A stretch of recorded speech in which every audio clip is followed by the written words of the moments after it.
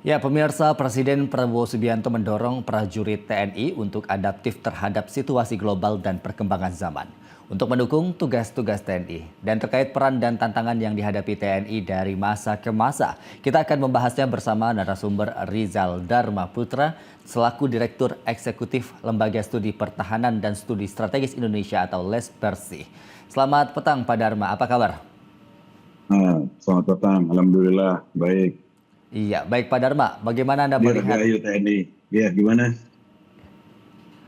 Baik, Pak Dharma boleh dibantu untuk kamera zoom-nya bisa dibuka terlebih dahulu?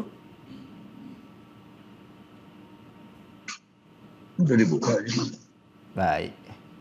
Udah nih? Udah belum? Belum nih Pak. Kita ingin melihat narasumber kita berbincang dialog bersama kita di laporan 8 petang. Bagaimana Pak? Bentar, ini kayaknya ada kendala. Oke, baik. Kita masih menunggu pemirsa. Baik, Pak, kita langsung saja Pak. Bagaimana menurut Bapak melihat peran TNI sejak dibentuk hingga di usia ke-80 tahun ini Pak?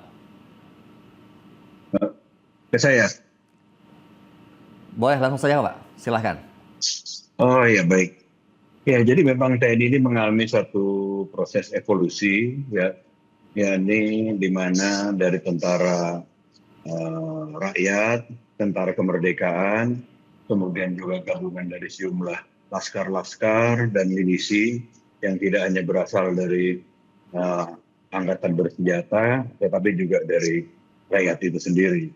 Nah, dan lantas dalam proses perjalanannya, tentara Indonesia sudah semakin mengokohkan sebagai satu organisasi yang profesional, yang lebih modern, tidak hanya dalam alutsista, tetapi juga dalam organisasi. Yakni di mana TNI kemudian berhasil merumuskan kembali sebagai tentara profesional yang siap untuk menjaga kedaulatan negara dan juga kedaulatan bangsa, baik dari ancaman eksternal maupun dari ancaman kombatan dalam negeri. Itu kalau saya lihat sementara Oke. perkembangan dari TNI seperti itu. Baik, lalu sejauh ini apa tantangan yang dihadapi TNI ini Pak terkait dengan dinamika geopolitik dan keamanan baik regional maupun secara global Pak? Tantangan yang jelas yang yang mendesak untuk dihadapi adalah tentu tantangan regional.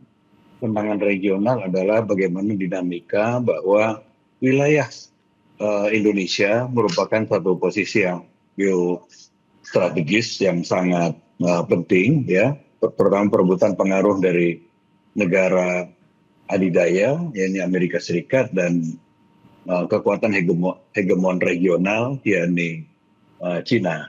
Ya, Indonesia berada di posisi strategis dan berebutan untuk bagaimana bisa masing-masing negara tersebut mempunyai hubungan yang dekat baik secara militer maupun secara politik dengan Indonesia. Nah, tentu hal ini menuntut profesionalisme dari TNI. Dan di samping itu juga ada sejumlah beberapa wilayah hotspots yang berdekatan dengan Indonesia yang ternyata menjadi perebutan pengaruh antara kedua negara besar tersebut, seperti apa yang terjadi di Laut Cina Selatan. Walaupun kita bukan negara claimant countries, tetapi kita juga ada wilayah, yakni di perairan Natuna, yang mana wilayah tersebut, ya ini zona ekonomi eksklusif kita ini, menjadi irisan bagian dari wilayah perairan yang diklaim oleh Cina. Jadi itu antara lain satu hal yang mesti kita antisipasi. Di samping juga pengaruh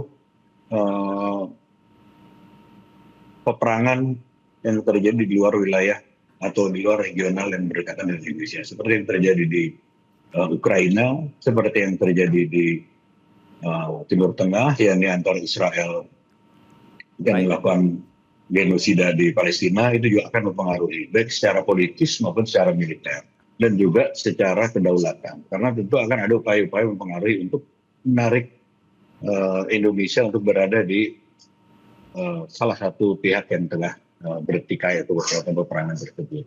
Oleh karena dituntut kita memiliki tentara yang profesional. Ya, baik. Tadi Pak Dharma menyebutkan bahwa beberapa situasi global saat ini mempengaruhi dinamika di regional kita juga ya Pak ya. Kita lihat juga Ya, situasi global betul. yang selalu penuh dinamika, banyak sekali tantangan yang saat ini dihadapi. Menurut Bapak, di bagaimana Tentara Nasional Indonesia ini bisa beradaptasi dengan adanya dinamika global tersebut Pak? Jadi adaptasinya adalah kita harus memiliki tentara yang profesional. Maksud profesional di sini adalah organisasi yang betul-betul kuat, organisasi yang profesional, dan juga ini ada sekretariat nih suara ya. Dan kemudian juga, halo, ya, Ya, silakan Pak. ya, kemudian juga harus memiliki tentara yang kuat dan juga organisasi yang profesional. Ya ini kita misalnya dalam melakukan modernisasi alutsista harus dilakukan secara akuntabel dan kemudian juga jelas pertanggungjawabannya dalam penggunaan anggaran pembelian alutsista untuk meminimalisasi kebocoran anggaran dan untuk mengoptimalkan bahwa kita betul-betul melakukan modernisasi secara transparan dan akuntabel. Kemudian juga adalah bagaimana memiliki suatu kemampuan interoperability yang teruji. Interoperability baik dalam alutsista maupun dalam antar matra di TNI. Matra darat, laut, dan udara sudah harus semakin teruji dalam melakukan gelar pasukan dan pengerahan dengan secara interoperability antar matra. Kemudian juga dalam sisi alutsista, ya ini bagaimana bisa menggabungkan, bagaimana mengimplementasikan hybrid war. Hybrid war dalam arti kata di sini adalah penggunaan alutsista hardware dan kemudian keterhubungan antar alutsista. Seperti kita punya pesawat yang bermacam-macam, baik dari asal Amerika Serikat, asal dari Rusia, kemudian juga kita rencana punya beli jet tempur dari Cina, itu gimana caranya saling memiliki kemampuan interoperability dan bisa bekerja secara secara bersama-sama dan memiliki kemampuan yang manuver dan juga kemampuan yang bisa kerjasama satu sama lain. Nah itu yang penting. Jadi seperti contoh peperangan antara India dengan Pakistan, itu salah satu contoh bahwa Pakistan berhasil menggelar suatu operasi interoperability antara alutsista yang berbeda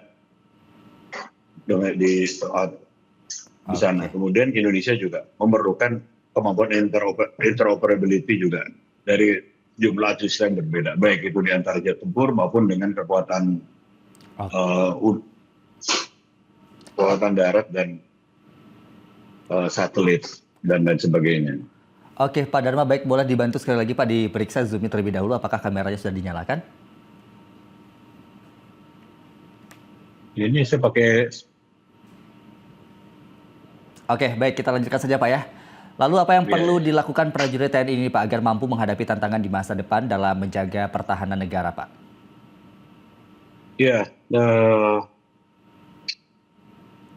untuk kemampuan prajurit untuk kedepannya adalah bagaimana itu mereka ini kesejahteraannya juga terjamin. Jadi seperti dulu Menteri Pertahanan Indonesia Yono Sudarsono pernah menyatakan adanya 3 well paid, well trained, well equipped. Bagaimana tentara ini bisa dibayar dengan menerima gaji dengan baik, dilatih dengan baik, dan diperlengkapi dengan baik. 3 well itu, well trained, well paid, well equipped. Dan kemudian juga bagaimana bisa menggelar interoperability antar matra dengan lebih padu, lebih solid, dan juga bagaimana bisa menggunakan alutsista secara interoperability, baik itu hardware seperti persenjataan maupun sistem komunikasi. Jadi masing-masing kesatuan bisa terhubung dalam sistem komunikasi dengan baik, dan juga bagaimana melindungi sistem komunikasi itu dari intercept atau dari jamming pihak lain. Jadi keterpaduan antara kekuatan senjata, sistem komunikasi, terus kemudian juga sistem satelit, dan juga kemampuan intelijen yang memadai, khususnya intelijen pertahanan. Oke, baik. Terima kasih Bapak Riza Dharma Putra selaku Direktur Eksekutif Lembaga Studi Pertahanan dan Studi Strategis Indonesia atas waktunya telah berbincang dengan kami di Garuda TV. Selamat melanjutkan aktivitas kembali, Pak. Ya, terima kasih.